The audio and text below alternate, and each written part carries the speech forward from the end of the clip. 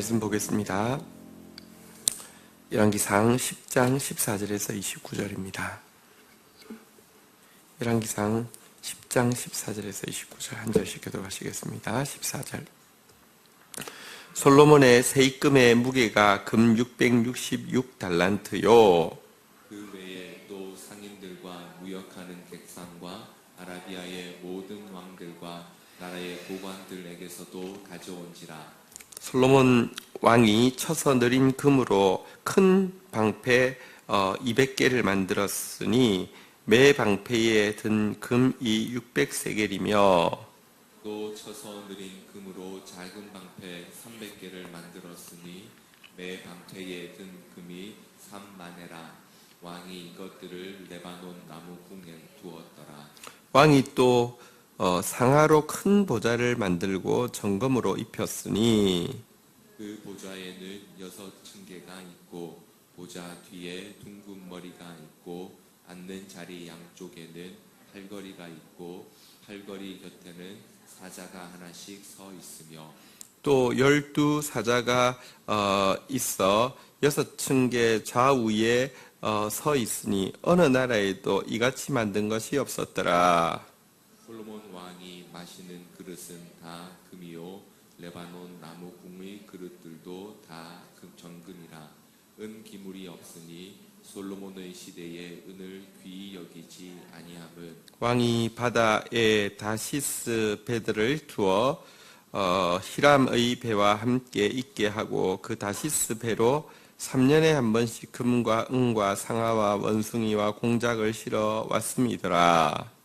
솔로몬 왕의 재산과 지혜가 세상의 그 어느 왕보다 큰지라.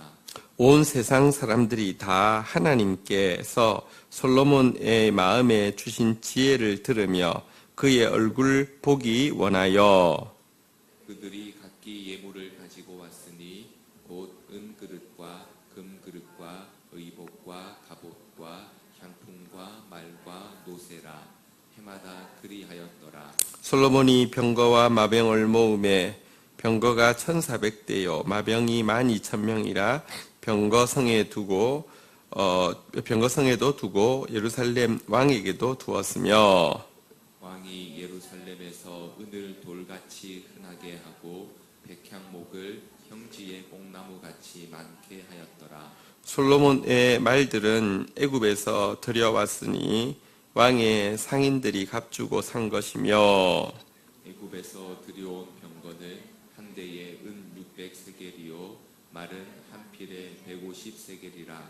이와 같이 햇사람의 모든 왕과 아람 왕들에게 그것들을 되팔기도 하였더라. 아멘. 네.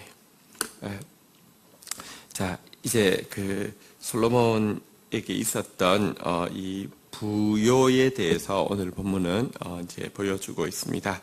어제 본문까지는 스바 여왕이 이제 와서 그에게 있는 지혜를 이제 확인하는 장면이었는데요.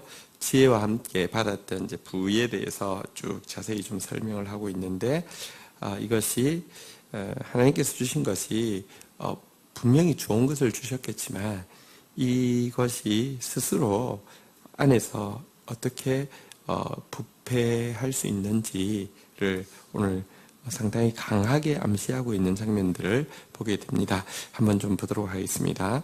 우리 14, 15 교독하겠습니다. 솔로몬의 세입금의 무게가 금 666달란트요. 그 외에 또 상인들과 무역하는 객상과 아라비아의 모든 왕들과 나라의 고관들에게서도 가져온지라.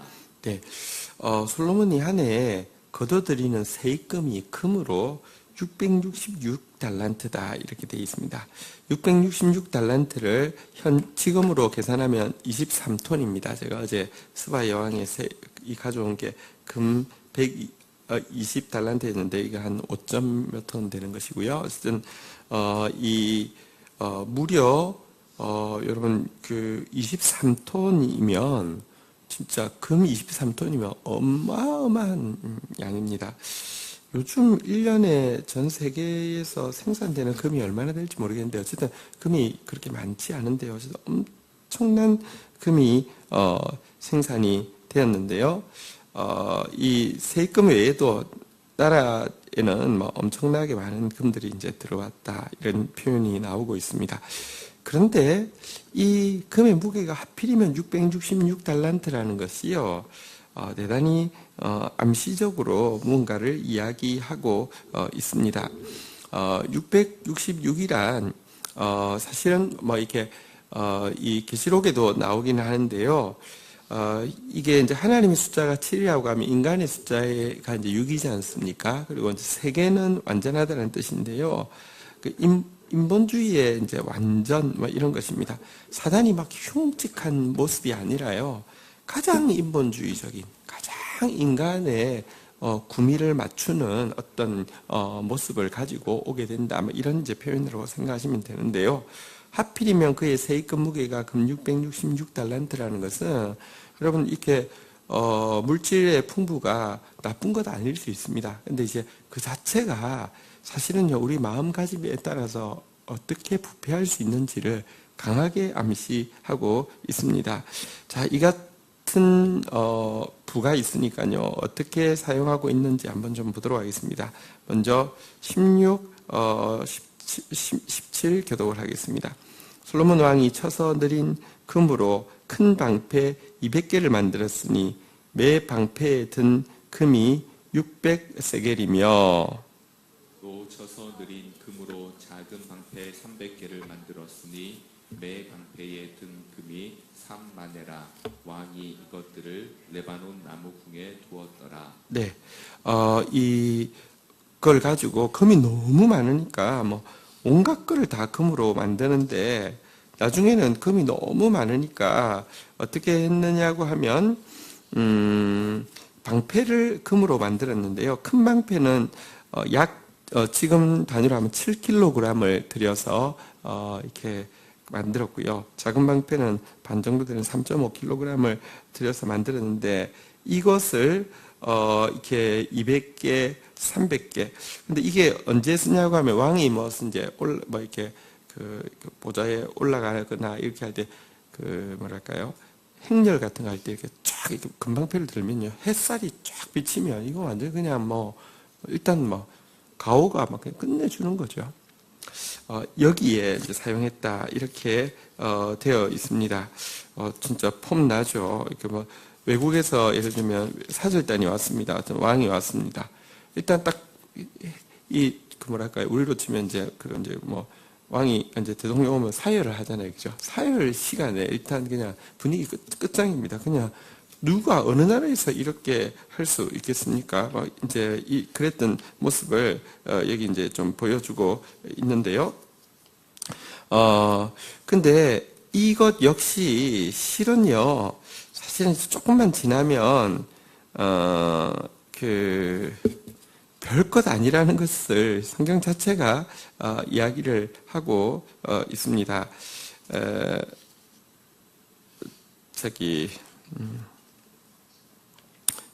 제가 혹시 이제 실수할 수 있지만 그 솔로몬 왕의 다음 왕이 다시 말하면 아들이 르호보암입니다. 근데 르호보암 때에 전쟁이 있어가지고 이거 다 뺏겨갔습니다. 방패. 그래서 결국은 옛날에 있던 게 없으니까 표시가 확 나잖아요. 그죠? 그래서 어떻게 했냐면 노스로 이제 만들었습니다. 다시 말해서 이미테이션을 만들어서 이제 했습니다. 사실 이 금방패의 영광이요. 오래 가지 않습니다. 근데 어쨌든 이제 그거 만들었던 이야기 나오고요. 또 만들었던 거 나옵니다. 우리 18절부터 20절까지 한번 보도록 하겠습니다. 18절부터 20절까지 교독하겠습니다. 또 왕이 또 상아로 큰 보좌를 만들고 정금으로 입혔으니 그 보좌에는 6층계가 있고 보좌 뒤에 둥근 머리가 있고 앉는 자리 양쪽에는 팔걸이가 있고 팔걸이 곁에는 사자가 하나씩 서 있으며 20절 같이 읽겠습니다. 시작.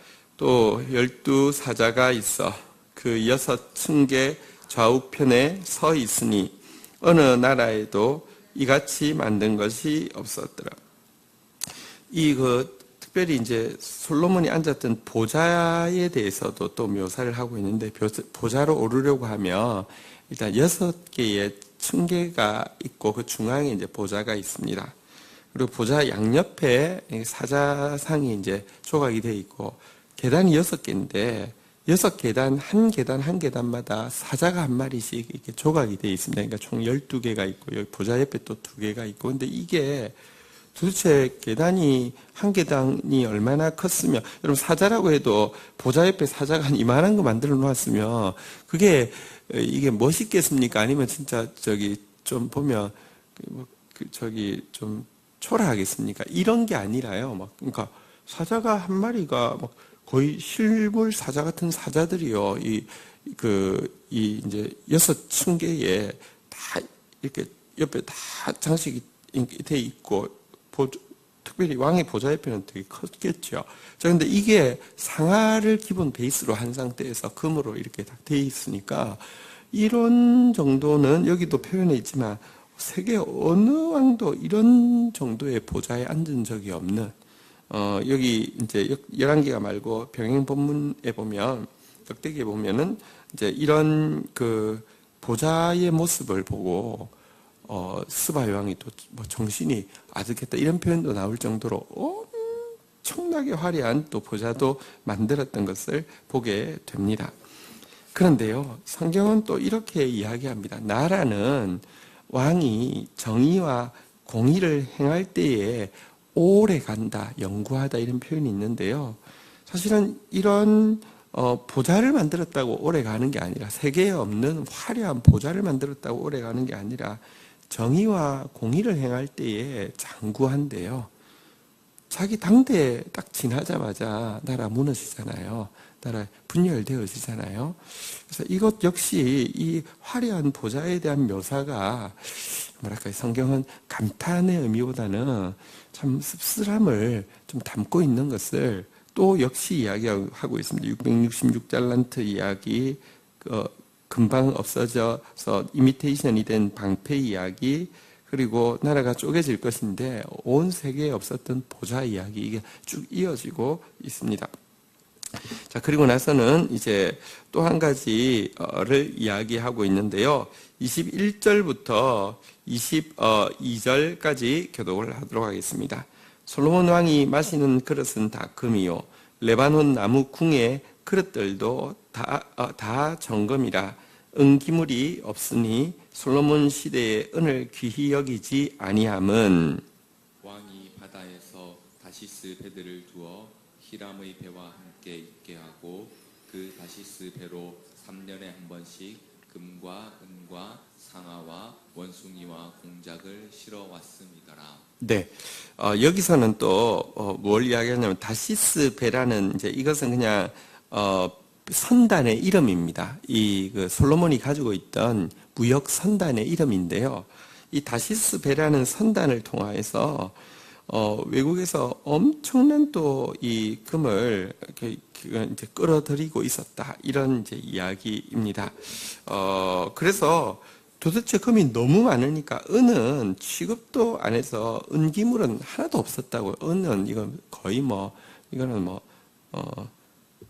은을 보기를 돌같이 알아. 이거 저거 뭐야? 이럴 정도로 금이 풍성했다, 이렇게 이야기합니다.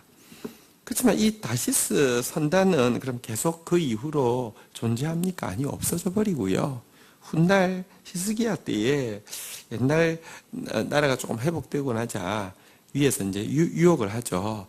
이렇게 무역 이렇게 이제 선을 좀 만들어서 좀 이렇게 우리 한번 해보자. 그것도 또 북이스라엘에서 유혹을 하죠. 그때 좋다고 하다가 배가 깨어집니다. 사실 이것도 역시 굉장히 씁쓸한 이렇게, 그래서 어떻게 됐는데, 이런 이제 질문을 우리에게 하고 있습니다. 어쨌든 이 지금 배열이요, 이 모든 게 다 잠시 있다가 없어지고 아무것도 아닌 것으로 판명날 것을 쭉 나열을 하고 있습니다. 이렇게 주셨던 이유가 무엇입니까? 이렇게까지 부를 주셨던 이유가 무엇입니까? 자, 우리 23절부터 25절까지 교독을 하도록 하겠습니다. 솔로몬 왕의 재산과 지혜가 세상의 그 어느 왕보다 큰지라.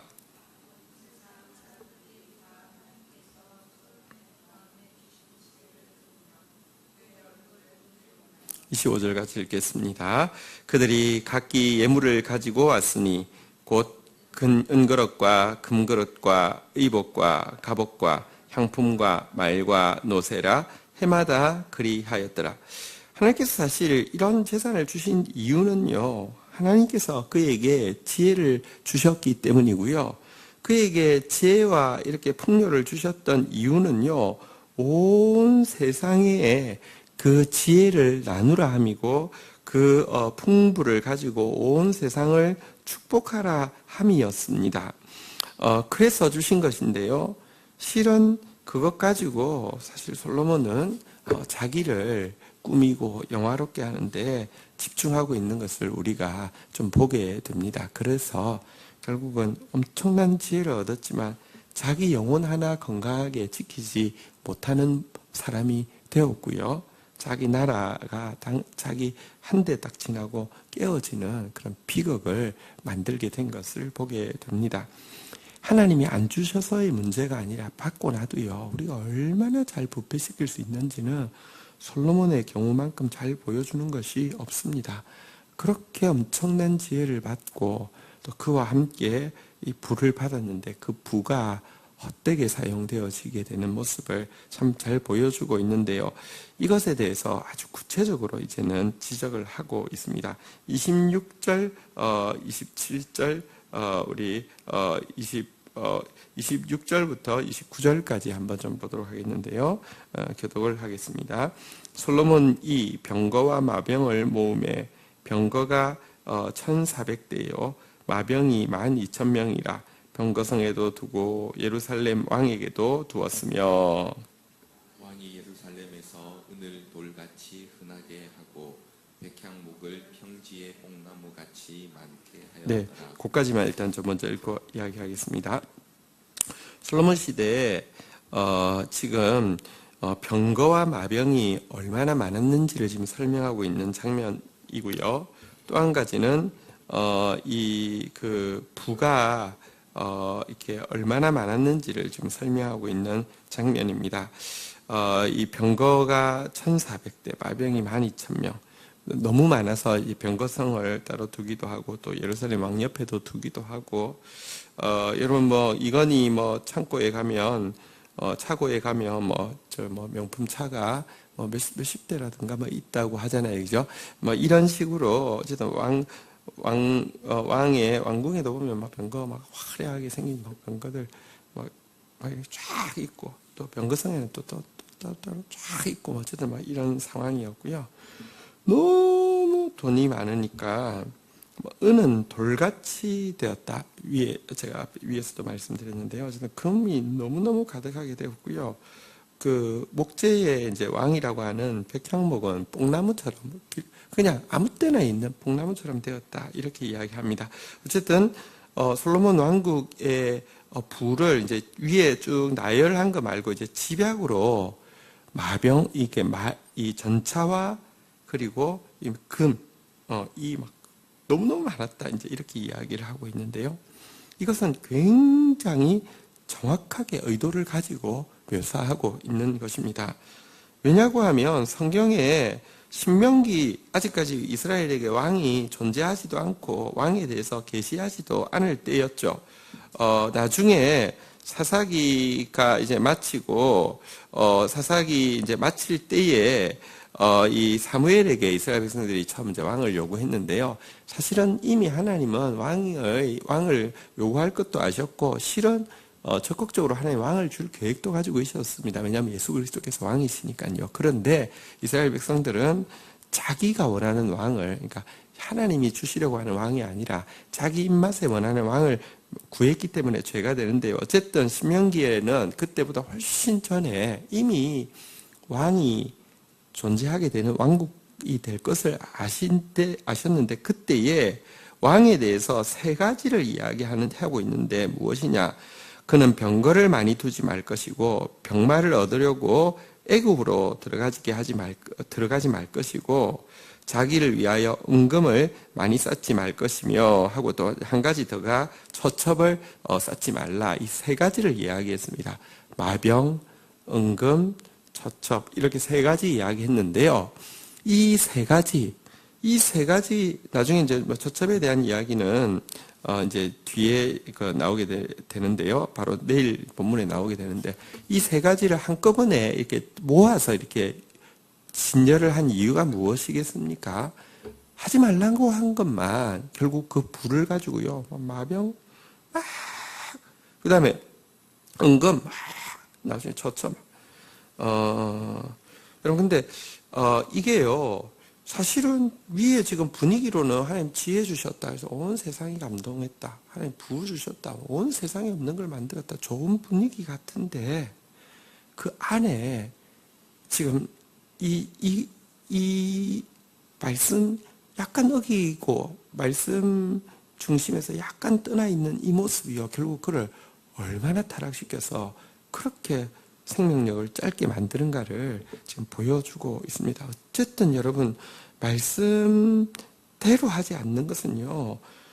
유익이 되는 게 아니라 결국은 저주가 된다는 사실을 우리가 거듭 명심해야 합니다.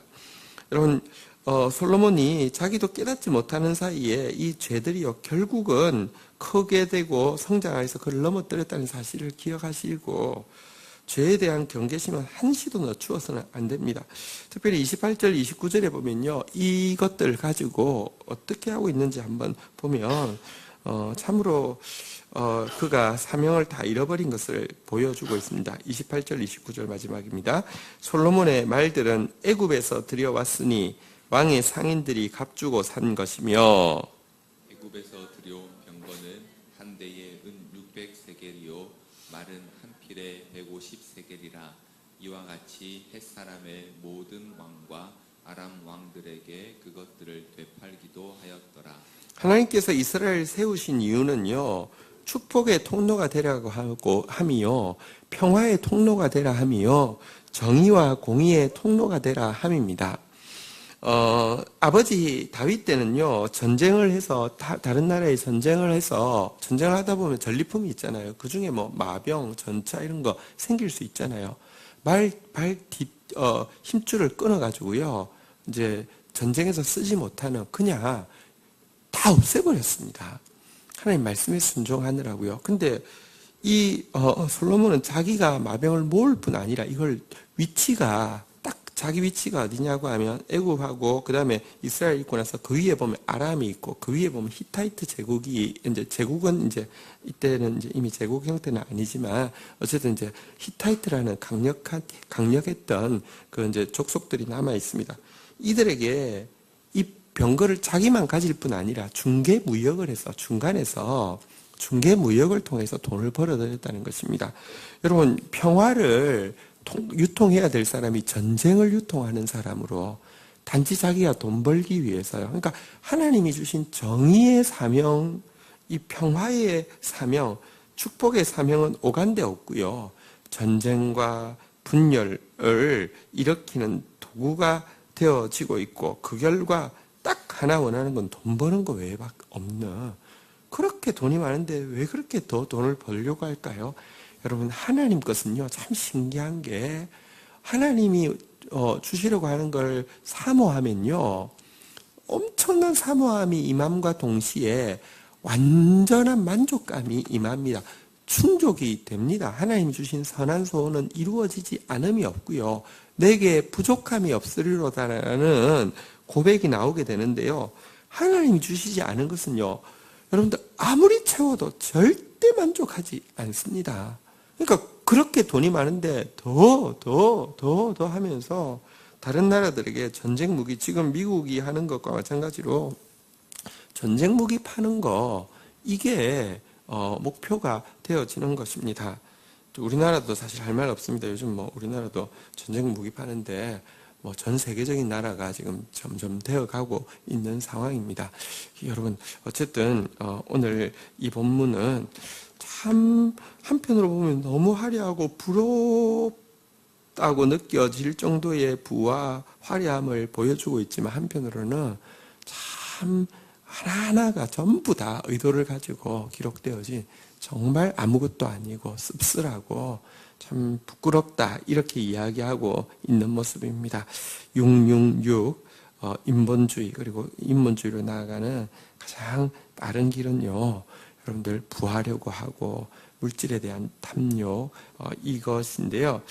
이것들에 대해서 오늘 경계를 받고 죄에 대해서 더욱 경계심을 가지는 저와 여러분들이 되어야 하겠습니다. 주신 말씀 붙잡고 우리 주님 앞에 나아가 기도하는 시간 가지도록 하겠습니다. 기도하시겠습니다. 하나님 감사합니다.